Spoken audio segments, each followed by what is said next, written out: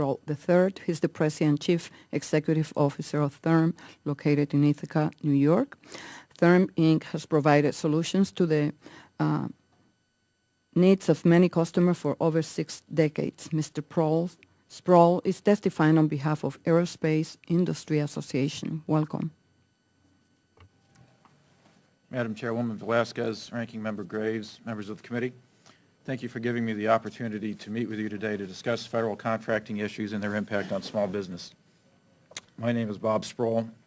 I am the President and Chief Executive Officer of Therm Incorporated, a manufacturer of jet engine turbine airfoils.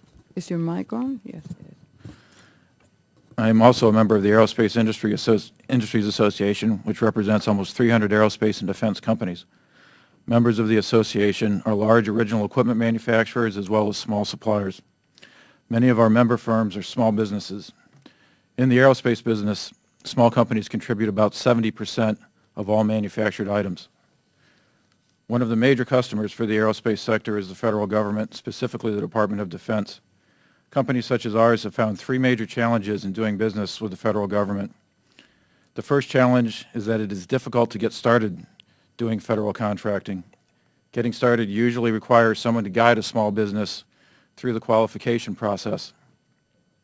The use of consultants or attorneys can be prohibitively expensive. More assistance in helping small businesses through this process would enable more competition for both businesses and the government. Similarly, challenges posed by the export control system discourage many small businesses from seeking to compete globally. Modernizing the current export control system could help small business increase competitiveness and add jobs, while still protecting our national security and foreign policy interests.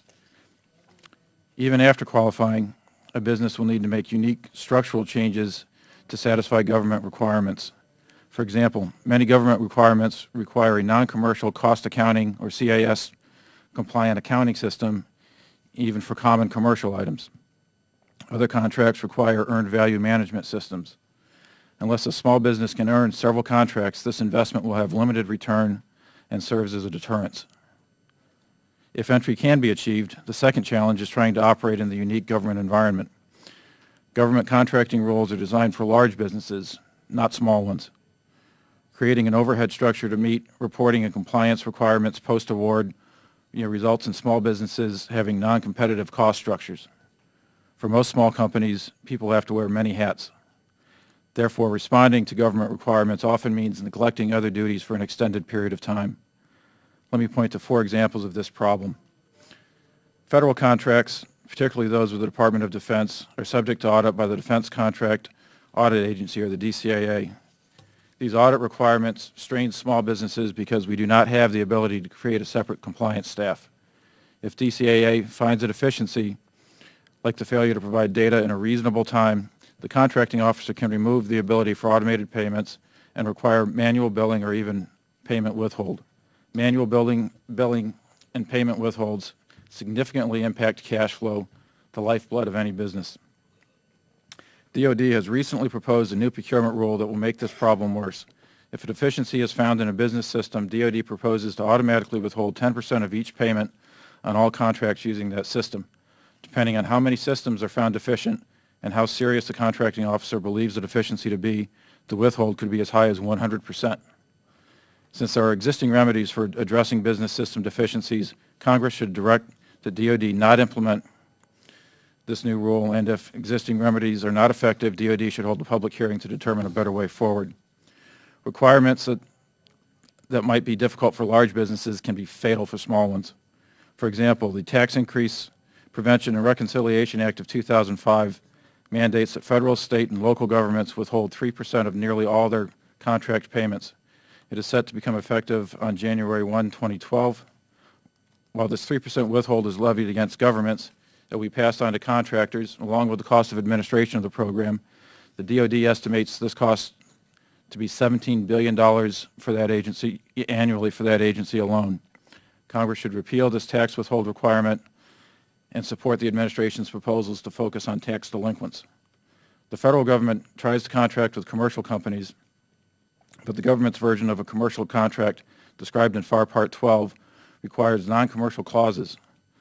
The number of federal unique clauses that can be imposed in FAR Part 12 prime contract, for example, has grown to about 50 provisions. Not all of these provisions are required to be flowed down to subcontractors, but when the provisions are imposed on subcontractors, this flow down diminishes the ability of primes to access small businesses that sell commercial products and cannot afford to comply with these clauses. And given the number of these clauses, commercial small businesses have even fewer opportunities to be prime contractors. Eliminating the flow down of these requirements will help small businesses compete. Companies need a fair return on investments in order to continue to do business and grow. However, there is continuing pressure on returns for companies doing business with the government. For example, the fiscal year 2008 National Defense Authorization Act restricts the use of commercial contracting procedures for commercial services by authorizing a contracting officer to request information regarding the basis for the price or cost. This congressional direction should be revised to mandate the use of price analysis rather than cost and pricing data for small businesses. The third and final challenge is simply staying in business with the government. Large prime contractors establish small business contracting plans. The members of AIA who are prime contractors take the requirement of developing small businesses seriously. Time is expired. And